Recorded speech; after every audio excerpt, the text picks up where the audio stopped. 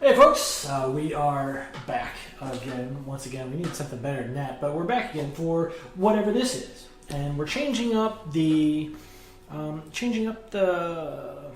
process or the feel of it. We're just trying out some new things. And why don't you go ahead and introduce your beer that you bring to the table this time?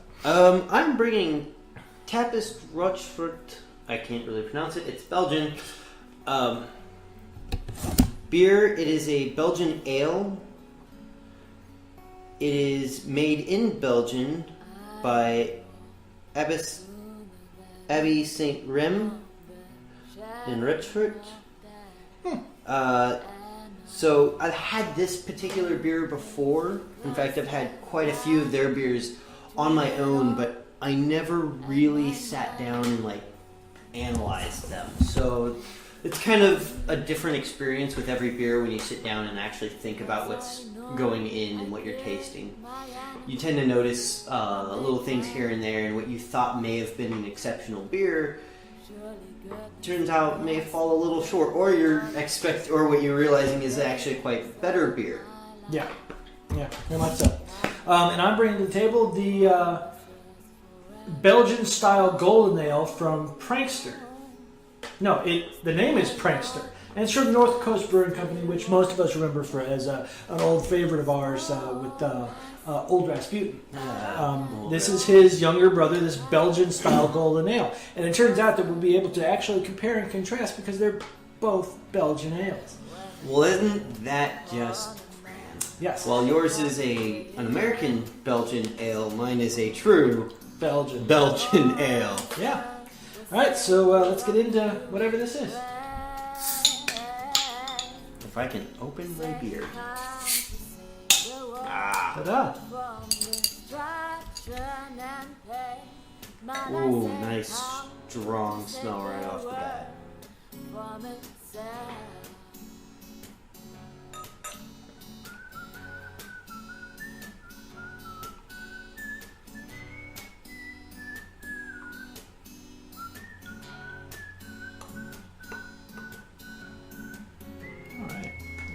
A little bit rough on my pour, but Yeah. just fine. Alright, for this golden ale, as it's called, a Belgian golden ale, it is very sedimenty. It's very murky. You definitely can't see anything on the other side. You can actually see where the sediment was on mine as I finished that pour off. Yeah, it's almost like a Starbucks latte design right little there. Little reverse latte action going there. It's a nice dark ale. And I think this is the first time I've actually drinking it in a glass. Hey, real high hops, real citrusy, grassy, almost makes me think of cornfields or Yeah, I'm catching a lot of citrus off of mine as well. When I first cracked the bottle open, I was getting a heavy citrus, and I wasn't sure if it was yours or if it was mine that I was smelling.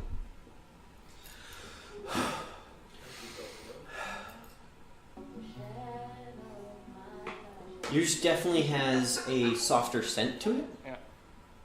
There's a lot more fruit. But yeah, I'm catching more grass tones on yours. This is definitely got a lot of a fruit tone, rich plum or something in the scent, like the blossom. Yeah, and it's right back to the citrus. It is amazing the difference between the hops. Yeah. Same brew, same process, different hops, completely different fucking... Probably also a different amount of time in which they were aged. Oh, no doubt. No doubt. All right.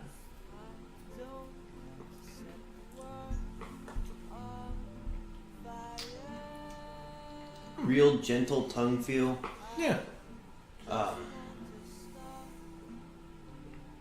Kind of a soft, mellow start to it. And then as it continued over the palate, it picked up quite a bit. Not sure what I was picking. definitely fruit flavors, but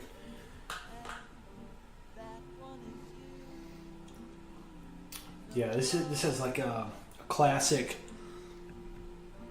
sharp caramel start, but then as it rolls back through, you've got this like vanilla, like almost, I want to say cream soda, but very vanilla sarsaparilla sort of tail to it. Sarsaparilla soda. Yes. So I can't identify yet what is right there in the beginning, but as it's oxidizing, it's getting much more of a like a cidery start.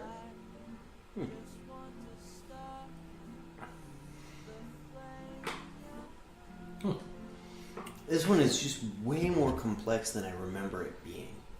Right. And it's really good, but it's so complex that I'm having a hard time really picking out many of the flavors because they're just, it's that smooth start and then it's the fruit flavor and then the rest of the flavors all at once. And I'm just taken aback by it a little bit. I'm not sure what's all going on there.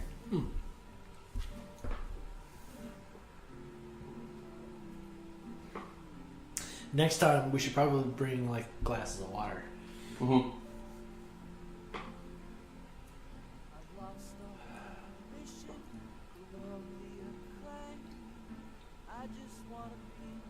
Almost tastes like lemon peel is what I'm picking up on this one.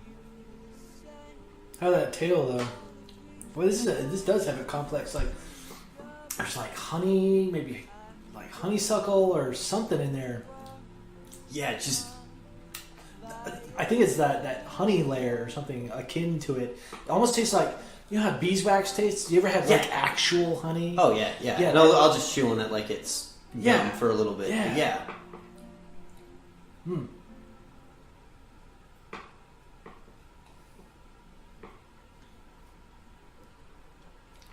This kind of has a little bit of a peppery flavor to it. Right there in the start, right there in the beginning? Yeah. And it'll linger as a slight spice all throughout, but it's definitely got a pepper note to it that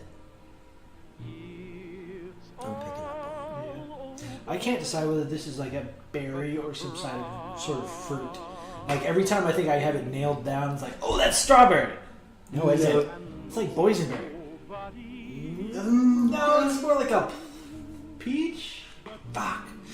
Yeah, that one, like I said, that one is just so complex. I'm not sure what the hell they put in there. I really like it.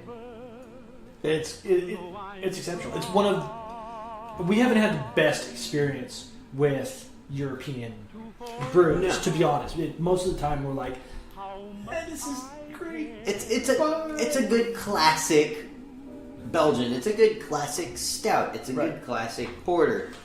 This is steps above and beyond. I'm starting to think that ales are one of my favorite brews. Like, I'll drink stouts by myself or when I'm out, but like when we're actually doing our tastings, ales every time have been our like, well, this is amazing. Hold the phone, stop the fucking presses.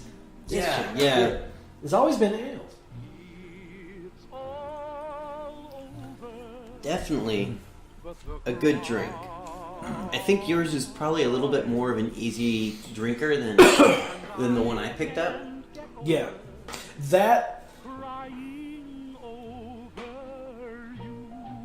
Nope, lost it. No, I didn't. This is the flavor. I found it. Eureka! I've lost it. That was exactly it. That was like, yeah. Nope. Oh, it's such an amazing contrast. Oh, I know. Isn't it just? This is a really decent idea. This is Yeah. a lot more fun. Not like a lot more fun, but this is... I'm loving the comparativeness, the different strengths of the same. Yeah. If this is really from an actual... Oh, it is. Oh, it... Well, it says it's from, you know, it can say anything on the label, but if it's actually from one of those monastic traditions that has been brewing since, you know, the early thousands. We'll Google and fact check and verify. I'll put up here yes if it is or no if it's not. But if it is, then we're tasting something so much more complex and has potentially hundreds, if not thousands, of years of traditions in it that, you know, no matter how good these guys are, they're not going to be able to. They're going to be able to parallel, but they're never going to be able to catch up to you know, the Lamborghini. Okay, you've told us what it tastes like. You've told us the experience. Give us the facts. Cool. So facts. Facts. This is an 11.3 by volume. I think I picked it up for around closer to $6 a bottle after tax, give or take. And it was sold as a single bottle of that size. Yeah. So don't expect to go out there and look for 4-packs or 6-packs. No, this is every time I've picked up this brand, it is always sold in singles. Don't let that deter you. Don't let the price deter you too much. Just be prepared for this one. You are going to be paying a little bit more. Small side note: after we get our tax returns, you want to buy one of those like ridiculously expensive singles, and we'll just both do one. Fuck yes. Like a $30 single, and just go. Well, we should rent out the whole damn time. We should rent top hats. I'm gonna go out into like one of those party stores and buy top hats for like $10. All right, let's do it. All right, so any other? The design on all of their bottles is pretty much the exact same. The only thing that really changes is the numbering here. And I have a feeling that has to do with the aging process or something with the brewing process. I did notice that the alcohol percentage stays in the same range. Like this is a 10, and the ABV is like 11 something. When we looked at the 6, it was a 7 point something. And when we looked at the 5, it was a 6 point something. So it could be a time, which would make sense if you're measuring. Brewing, yeah. Yeah, if you're measuring how much sugar is being converted. Okay, that would make sense. But that's just what I took from having to look through the different bottles to find the 10.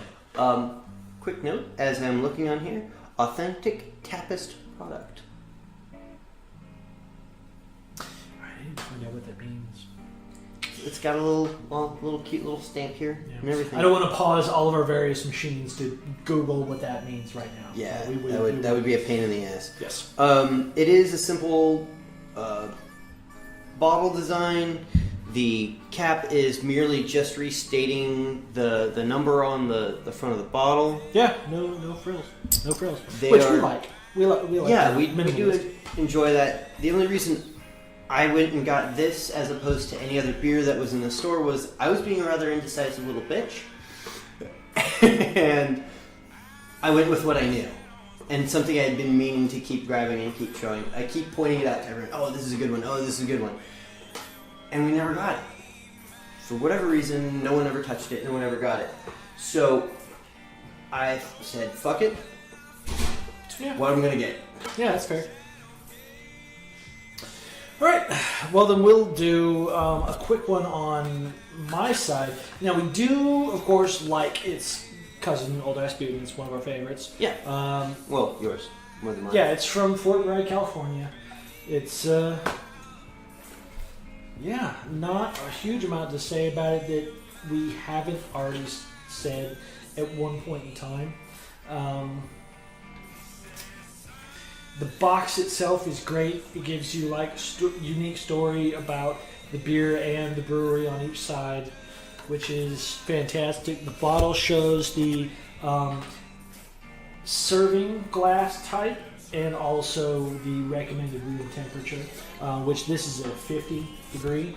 So we threw it in the fridge. From room temperature, we threw it in the fridge for like 15 minutes. Didn't really get down to too much, so it's about perfect.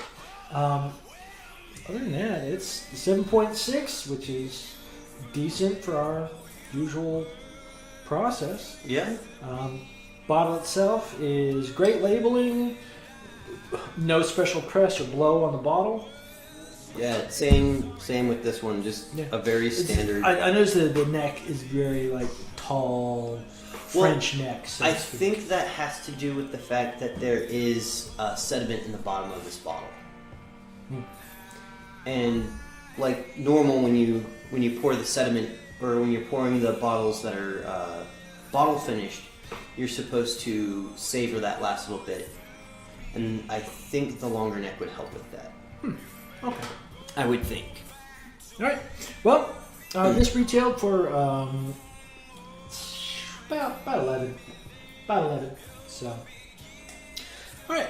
Well, let's get into our final hour, which I don't know how we're really going to do. But like insofar as complexity of taste profiles, yours is going to win absolutely. In fact, let's talk good about the other persons, not what we chose. There's complexities and depths in there that need like 3-4 bottles worth to go through and just. Good thing there's another one in the fridge now. Then. Yeah, it is. And I mentioned it earlier. I do like how much easier that one is to drink. While I'll go for this one because it is a known drink, I'm not really going to go and just grab mine normally. But I'd be willing to go and just grab that one and be like, this is something I'm just going to go home, maybe jump online, play a couple video games, and sip on a beer. Yeah. That's a nice just sipping around the house beer. One of those easy drinkers. Very much so. I'm sitting in my library with a book from H.G. Wells while puffing on a pipe in my smoker's jacket. Yeah. I want to be hand sanding that aged oak countertop. Yeah. Pushing it down the line, just watching that sawdust come up and over. I've got the drink. Yeah, just doing something interminably manly. Yeah, I can't even describe it. Yeah, just something so uniquely you that is that thing. These two beers are of the same air quotation styles of being Belgian ales, but they're just in two different real classes all their own. Yeah. Because while that is a light Belgian ale, this one is very much more the dark Belgian. True. But unlike the other dark Belgians we've had, it doesn't sit heavy. No, it doesn't. It's got a certain amount of mouthfeel that's thick, but not syrupy. Mm-hmm. You know, it's much more like honey. It's like a honey tea almost. Yeah. All right. Well, we can't really. It's not really a win-lose in this sort of situation. No. So this is much more like along the lines of a draw. Yeah. I think in one of those situations, if we're going to do more of this style, we'll need to pay a little bit closer attention to the styling. While they're both Belgian ales, we will need to pay better attention to it and then do kind of, I would have preferred that one over this one type deal. Okay. Yeah, we'll need to maybe figure out a better set of like questions to ask each other. Questions and guidelines. More guidelines than questions, because we both rather prefer the free flow. Yeah. Well, it seems to work. I'll say that. It worked so far. So. Yeah, it has worked up to this point. All right. So, this is Pranqster from North Coast Brewing, and it's retails at about $11 for a 4-pack, 7.6. Fucking fantastic. The Trappistes Rochefort, out of Belgium, out of an official Trappist product, retails about, as I said, $6 a bottle. After tax, really depends on your state. That's all I've got. So, all right. Well, folks, it's been lovely. Cheers.